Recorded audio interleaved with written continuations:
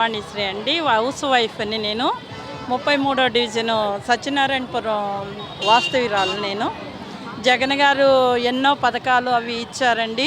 జగన్ గారు ఓడిపోవటం అనేది కళ. ముందు ఆయన ఓడిపోవటం అనేది జరగదు.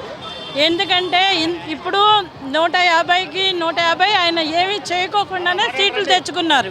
ఇప్పుడు 175 మా టార్గెట్.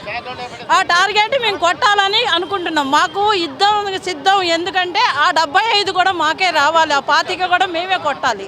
ఇప్పటిదాకా 150 కొట్టుకున్నాం, కానీ 175 కావాలని యుద్ధం చేస్తున్నాం అనమాట. అంతేగాని జగన్ గారు ఓడిపోతారని మేము యుద్ధం చేయటం లేదండి. సిద్ధం, దానికి సిద్ధం. 150కి 175కి సిద్ధం. మేము సిద్ధం కోసం చేస్తున్నాం అనమాట.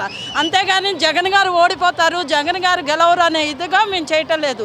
దానికి సిద్ధం అని చెప్తున్నాం. ఆ పార్టీకి కూడా మేమే లేకుండా మాకు ప్రతిపక్షం లేకుండా చేసుకోవాలని కాన్సెప్ట్తో మేము ఇది చేస్తున్నాం అనమాట.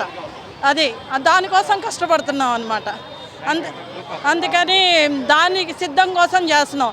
ఆయన ఇంట్లో అయినా 2-3 పథకాలు వచ్చినాయి. ఇంతకుముందు ప్రభుత్వాలు ఉన్నాయి, ఏ పథకాలు ఇవ్వలేదు. ఇచ్చిన ఏంటంటే మనం ఒక మెతుగేస్తే మన ఇంటి కుక్క కూడా మనకి విశ్వాసం చూపెడుతుంది. అటువంటిది ఆయన ఎన్నో పథకాలు ఇచ్చి ఎన్నో చేసి ఇంట్లో కన్న బిడ్డలాగా చూసుకుంటున్న ఆయన గెలవకపోతే ఇంకెవరు గెలుస్తారండి? దేనికండి? ఇంకా ఇది ఇంత దేనికి మనం ఉంది? విశ్వాసం చూపెట్టే సమయం వచ్చింది. 75కి 75 చేసి చూపెడతాం. జగన్ గారి అడ్డా చేస్తాం. మేము జగన్ గారికే వేస్తాం. గెలుపు జగన్ గారిదే.